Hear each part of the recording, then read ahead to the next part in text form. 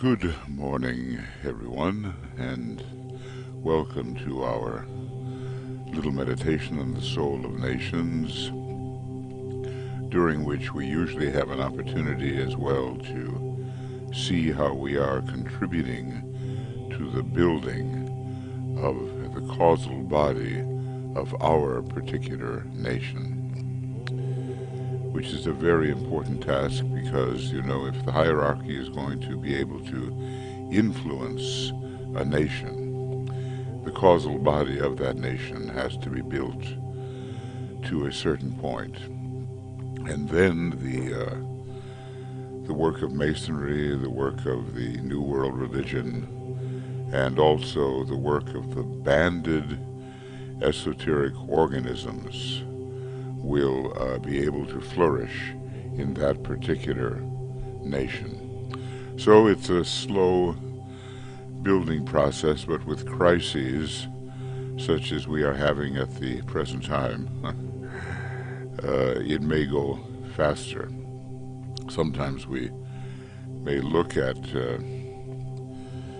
the state of humanity, and it's a state of disease at the moment with this global pandemic. It's a state of social unrest as the reactionary forces and the progressive forces clash with each other. It's a state for many of economic privation.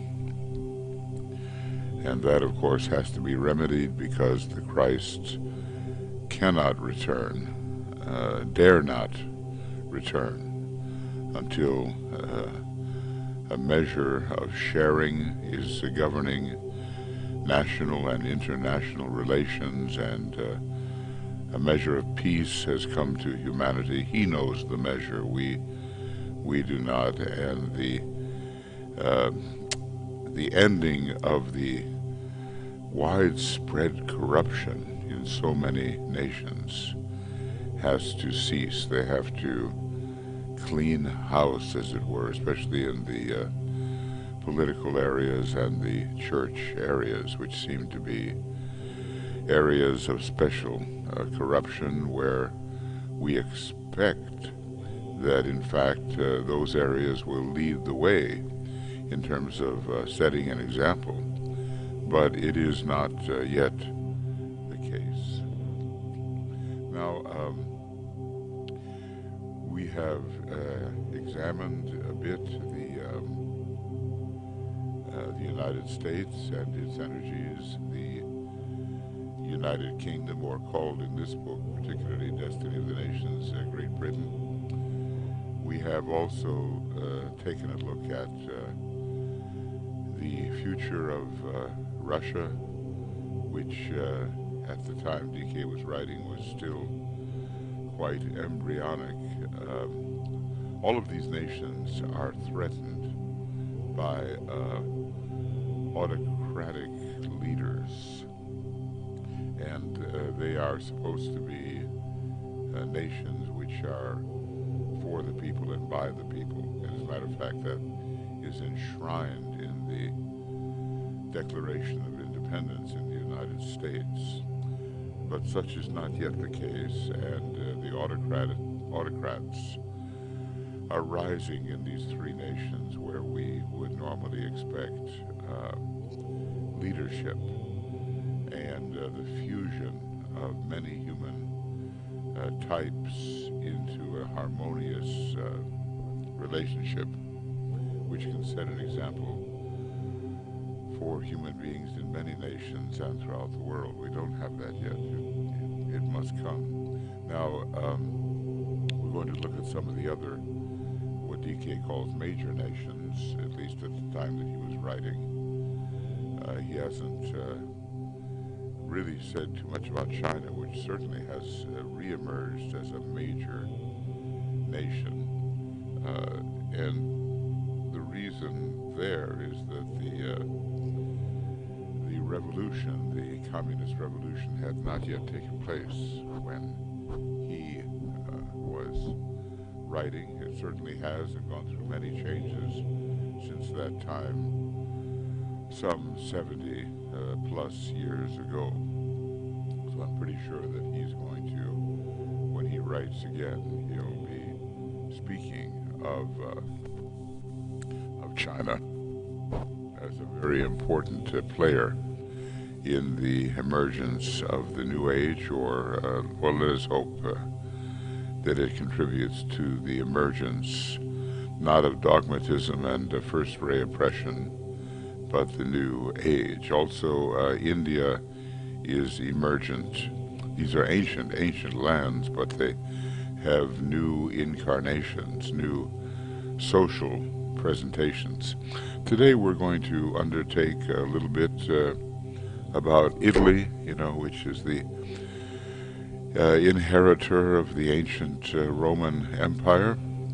And let's see here. I won't finish this, but at least a few things will be said about that nation. And let's see if I can. Page 59. Here it is. Right. So Italy, it says the close study of that for which each nation stands will be most revealing, and their pattern will emerge. The pattern of personality selfishness, and so many nations are still under the sway of that kind of selfishness, or a pattern of soul goals, telling us, of course, they are objectives which will be achieved but have not yet been achieved.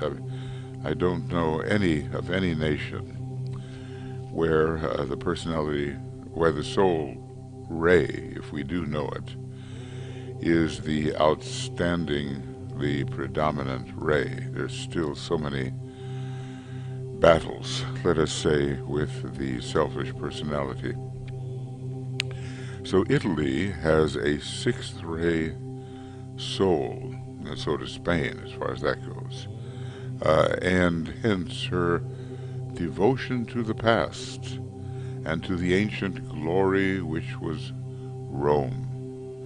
For this is closely tied up with the memory aspect of the soul, and to the concept of the restoration of the Roman Empire. Well, it has been that under the fascists of Italy, and whenever you seek to reestablish something that was long ago, whether it's the Roman Empire in the country of Italy, or whether it's the great samurai culture in Japan, or whether it's the great Teuton master race in the case of Germany, you are headed for trouble, because the reawakening of the ancient methods, and in the case of Germany, the reawakening of the worship of the ancient gods, which DK considered to be very dangerous,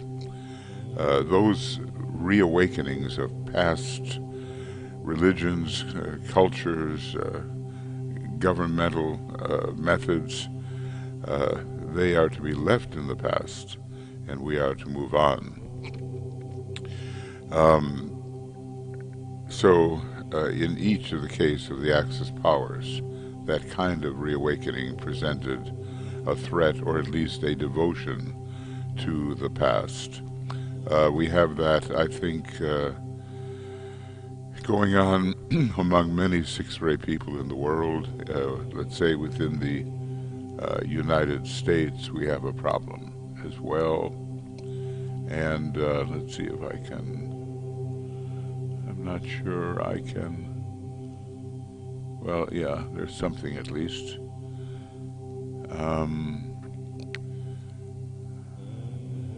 Yeah, the idea of the sixth ray, which is fading out, is this devotion to the past. And we have to substitute for that a more progressive attitude. So the glory that was Greece and the grandeur that was Rome, some have sought to reestablish those, especially along the Roman side, because there has been much Leo connected with it. But as it is the soul ray, which is upon this stream of ray influence, it is interesting to note that Italy carries forward her plans with very little hate and with the minimum of persecution and resentment. In other words, she was maybe the least dangerous of the fascist powers. You know, all of this is relevant because we do have fascism rising again, and especially in the United States, and we were warned about that. Now, it's interesting, you know, with Italy, I believe somewhere it's said to be a masculine nation, but he's using the word she. Maybe I'll have to look that up and see if I'm correct or incorrect. So anyway, she stands steadily for peace, no matter what the people may believe, under the influence of national propaganda and the theories of the newspapers. And the theories, of course, tie her in with illusion. Germany with glamour and Japan with Maya. Her motto, esoterically stated, is, as you know, I carve the paths. This will be true eventually in the spiritual as well as literal sense. Rome was the great road builder. Now I think Rome is coming under the influence of, let's see, if I can go backwards here. No, it's not that I want. I want Italy, not page 59. And let's see. I'll go.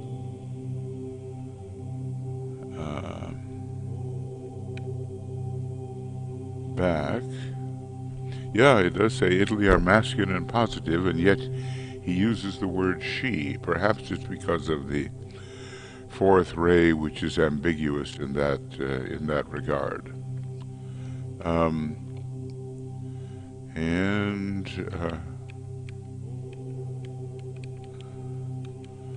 Well, anyway, I do believe that it is a soul that is ruled by Taurus and a personality that is ruled by Leo when we look at Rome. Okay, and now the whole nation in its soul guise is ruled by Leo. So Leo is a very strong influence, and the glory of Rome is coming under that Leo quality. Let's see, I think for some reason I'm having difficulty going backward. Okay, well, I won't worry about it. So, a little more. Now, I carve the paths, all right. This will eventually be spiritually true as well as in the literal sense. Rome was the great road builder. I suppose coming under Vulcan and Taurus. The road maker of Europe in the far distant past. Today, the British race, and this is interesting, who are largely reincarnated Romans, and hence the friendly feeling which basically exists between the two countries in spite of outward appearance, are the original railroad makers, the British. This is all upon the material side. Upon the spiritual side, as I told you in an earlier book, the whole field of religion, will be re-inspired and reoriented from Rome, because the Master Jesus will again take hold of the Christian church in an effort to re-spiritualize it and reorganize it. Now, this is interesting because he has also told us that we have a new world religion emerging out of Russia and the deep spirituality of Russia. So there seem to be 2 points which are important. Many of us wondered back in 1980, was it the Pope John Paul I? Was that it? He was only Pope for a short time. Many people feel he was actually assassinated because of his progressive ideas and economic ideas especially. But that was the year that supposedly, or around that time, that the Master Jesus was to take hold of the Christian church. Has he managed? Well, one might maybe doubt that with the Polish Pope that followed. Many people support what he did. Certainly the breaking down of communism was attributable to some of his work. And then, there has been a more conservative German Pope. I don't think we saw the influence of the Master Jesus so powerful there. But now with Francis, I'm sorry, with Pope Francis, perhaps who is a pope for the people and has Sagittarius and Cancer in his chart, the caretaking of Cancer and the vision of Sagittarius and the planetary concern of Sagittarius, maybe this is beginning to occur. Now, also, I have to mention John Paul, not John Paul, but he was is it Pope John, the great humanitarian Pope that preceded 1980. It was earlier, and he was a great humanitarian. I'm sorry that I'm not getting my popes lined up properly in terms of their names, but there have been efforts made to really bring the church to the people and not to be some sort of distant authority to which they simply must succumb. Okay, from the chair of the Pope of Rome, the Master Jesus will attempt to swing that great branch of religious beliefs in the world again into a position of spiritual power and away from the present authoritative and temporary political expediency. So I think we have witnessed both tendencies as popes seem to alternate in their orientation. Now, things in a way look better. And this is a South American Pope, Argentinian, I think, and he carries the name of Francis, who was a great saint. Well, okay, the next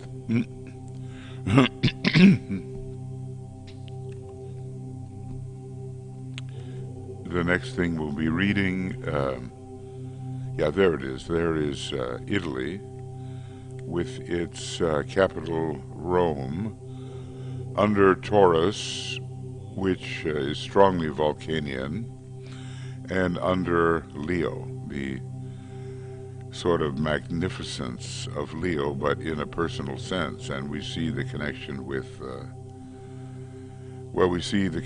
France and also with Germany.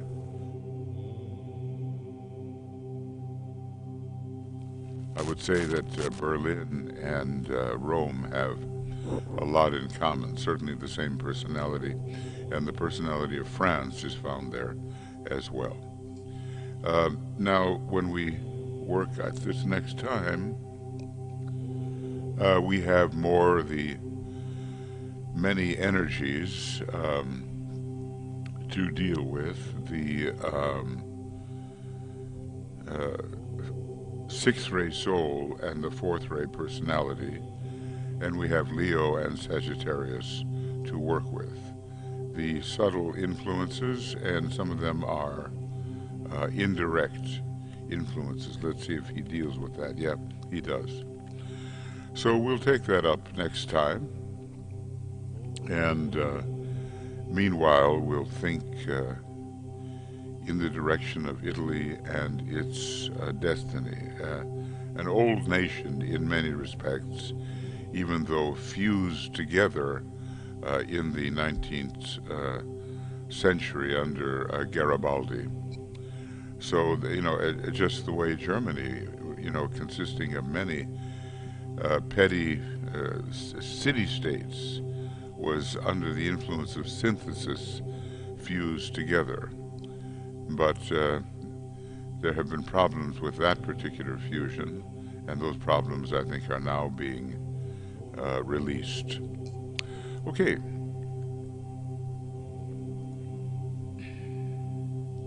And let's see if this will do the job.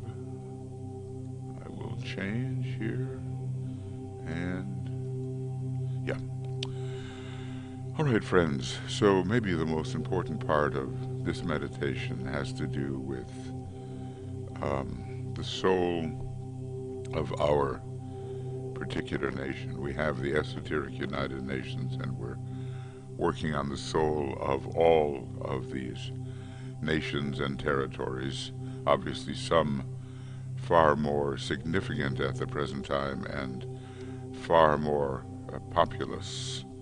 But the small ones, because of course we are all human beings, they count as well.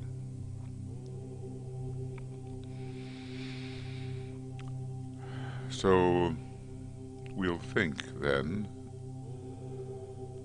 particularly about our own soul gifts, which don't really belong to us at all. They belong to the wider sphere. So let's ponder about what it is we could offer. What could we give in order to improve the quality of life of those around us,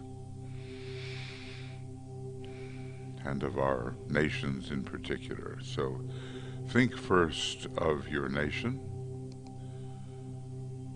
and its particular offering, even if DK has not been specific about it, because it might be one of the smaller nations for which he has offered sometimes astrological qualities, and usually not the ray qualities for some of these nations. What is your nation's gift to the comity of nations? What specifically is it that we can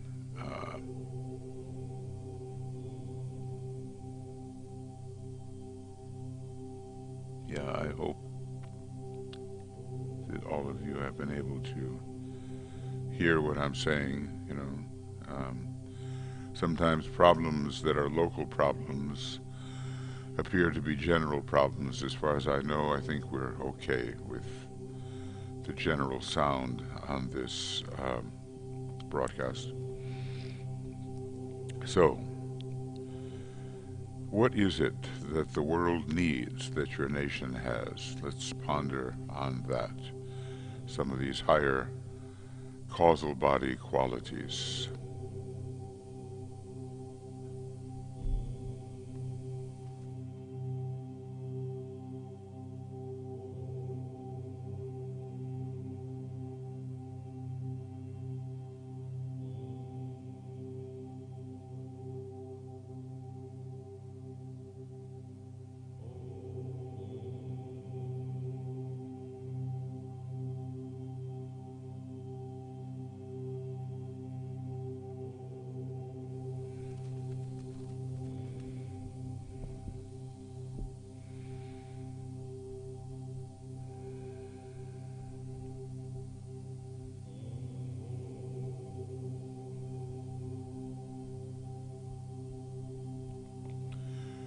And how is it that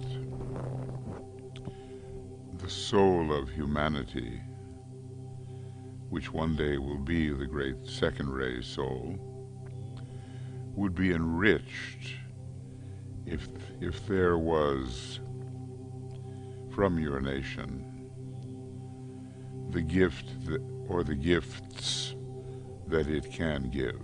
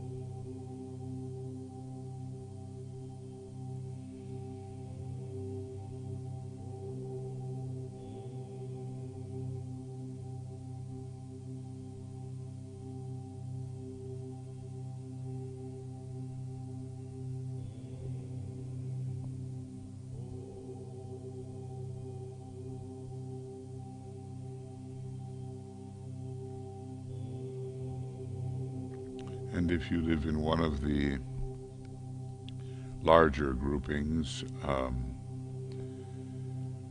the soul ray will give the hint and the soul sign as well. Now, some nations he has mentioned in a slightly lesser way, less complete, let's say, but you can fill in what you think is radiating in a positive sense from the causal body of your nation and the way that people are expressing that causal body.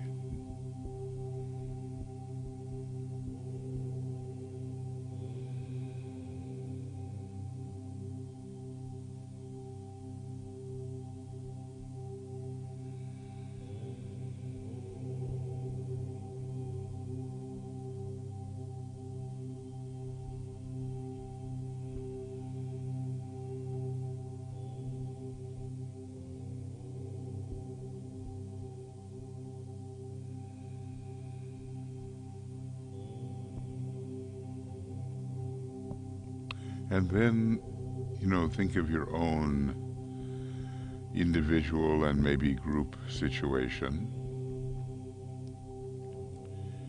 You too have certain qualities which can be promotive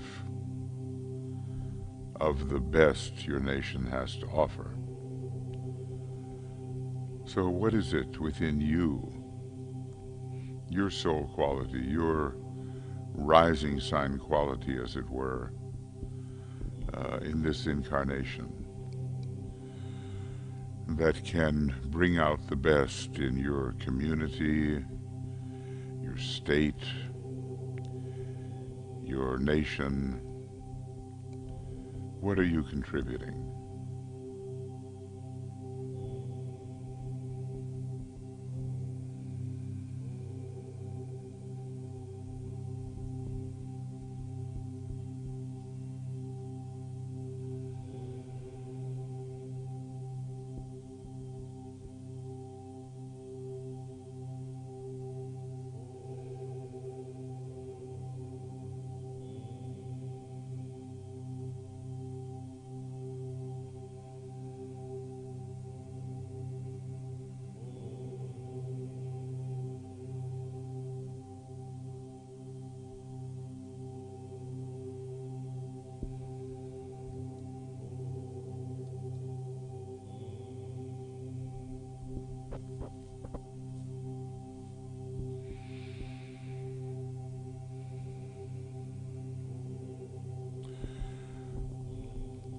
Because that is the way to really align ourselves with the divine plan which the externalizing hierarchy and reappearing Christ will reinforce and vitalize. They will promote the appearance of the next phase of the plan, and we, living unto something greater than our little selves, want to help with that in energy-specific ways. Now, maybe so many of us are involved in a considerable educational effort. That's one of the first of the rays to appear in preparation for the reappearance, and that is the great second ray of education, of understanding, having so much to do with psychology and eventually with the progressive initiations of the human race,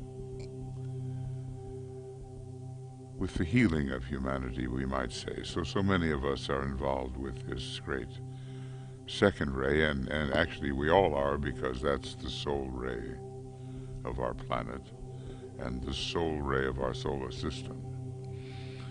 But there are many energy-specific ways that we can, day by day, contribute to the advancement of the divine plan. And we know the sequence. We serve the plan. We serve those whom the plan serves. And finally, we serve those who serve the plan.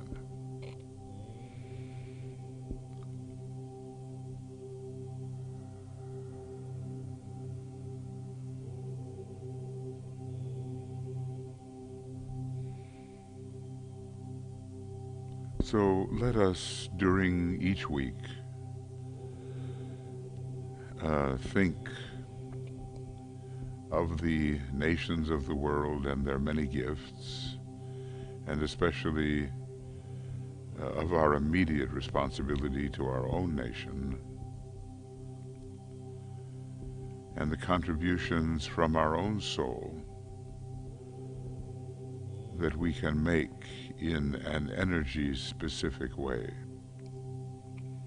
We may be affiliated with any one of the 7 ashrams, and we will be making our proper contribution.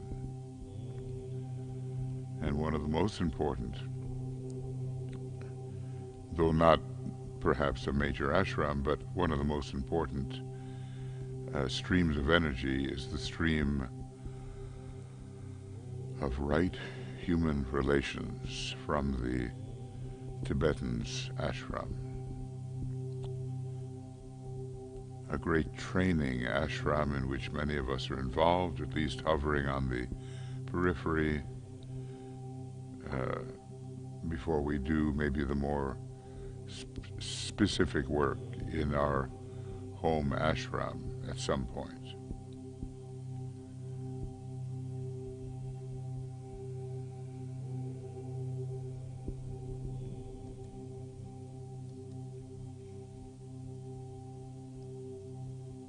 And we will thereby be contributing to the liberation of humanity according to the powerful air signs of the coming age. Aquarius, liberation, liberty, equality under Libra, the equality of the monad, and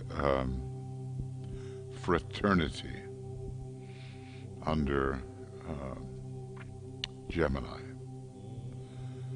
After the disciplines of Saturn for the first 700 or so years, seems like a long time, after the difficulties faced under the guidance of the Christ, we will be ready for those more perhaps joyous ages, decanates of Mercury and Venus, of Gemini and Libra, where our brotherhood, our sisterhood, our right human relations emerge.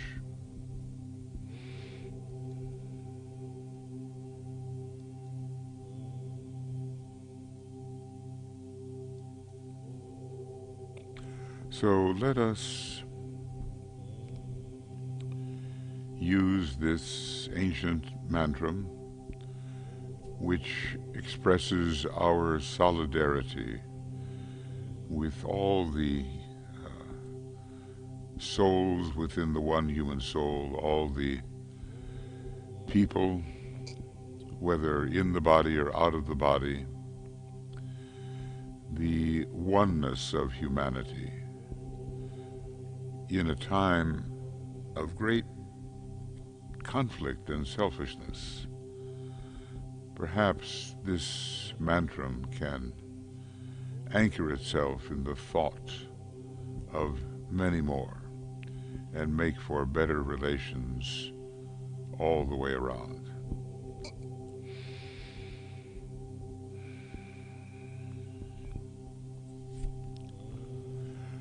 The sons of men are one, and I am one with them.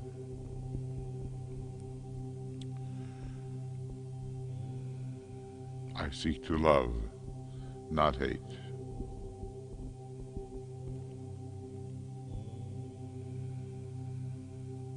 I seek to serve and not exact due service. I seek to heal, not hurt.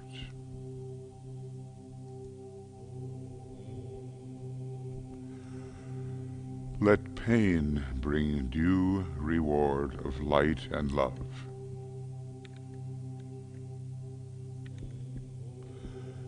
Let the soul control the outer form and life and all events, and bring to light the love that underlies the happenings of the time.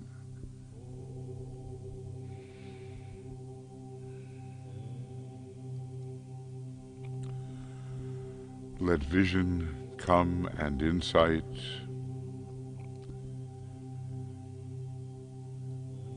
Let the future stand revealed.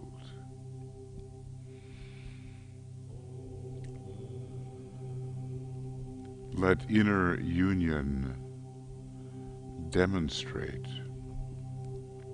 and outer cleavages be gone.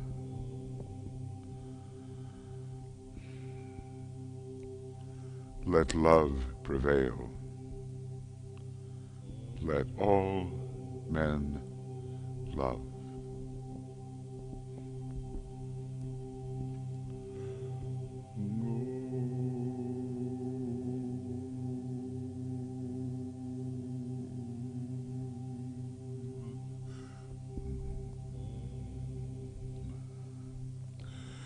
Well, we can see how powerful this mantra is, and it looks forward to a time in the Aquarian age when there will be healing, there will be a more general love, and in that great sign of service, there will be a type of service that right now we can barely conceive. But as I've mentioned, and as Master Moria has said, men will vie with each other to do good, to serve. And that's so different from the egotistical, competitive attitude of the present day. So let us think in terms of the whole and of the world's many nations, and you are invited to join the esoteric United Nations and to make your commitment to stay with it until our next new group of world servers festival in the year 2026. And we'll be having, at the time of the new moon, a new moon meditation, which will focus on the international possibilities. And then shortly later that day, we'll have the Esoteric United Nations meeting. And that will be, we welcome everybody who has the stick-to-itiveness, to stay in their thought with the increasing development of the nations, those that are just starting out and those who are well established, long established, and have much to give. Let us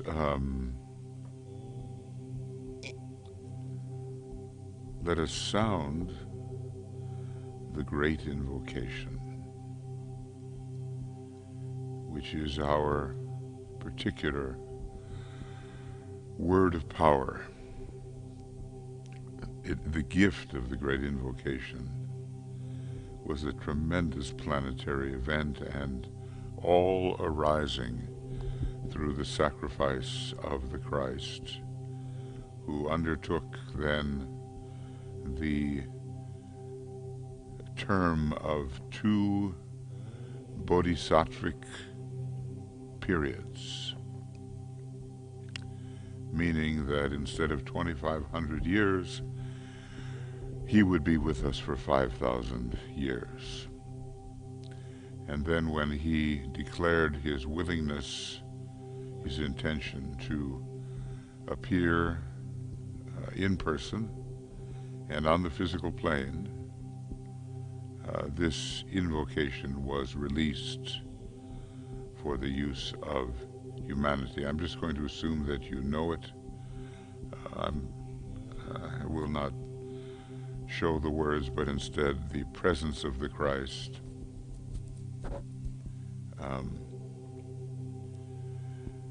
The presence of the Christ in the midst of the transparent image of the earth.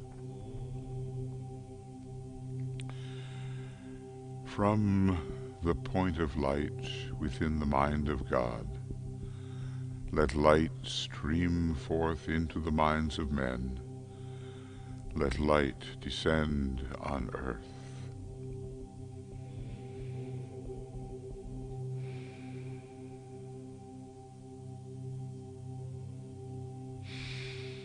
From the point of love within the heart of God, let love stream forth into the hearts of men. May Christ return to earth.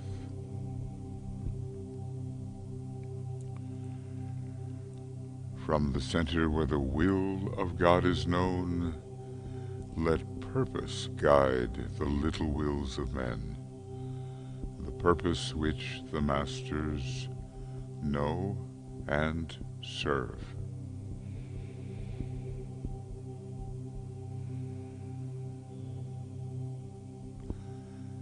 From the center which we call the race of men, let the plan of love and light work out, and may it seal the door where evil dwells. Let light and love and power restore the plan on earth.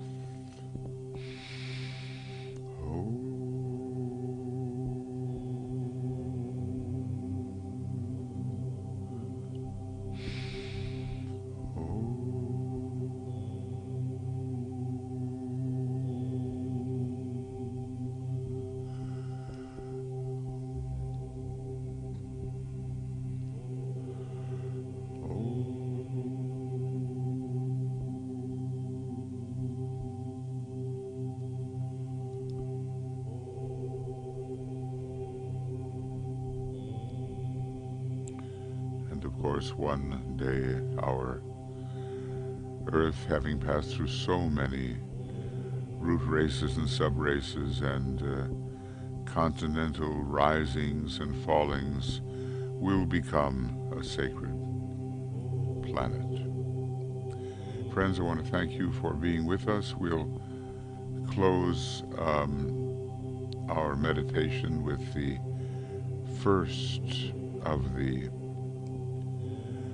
great invocations, the one that appeared in 1935 and was an invocation for world peace and the bringing forward of goodwill is just as important now as ever it has been. So love and many blessings, and we'll be back tomorrow morning with a broadcast distracting financial resources for hierarchical purposes. Bye-bye for now.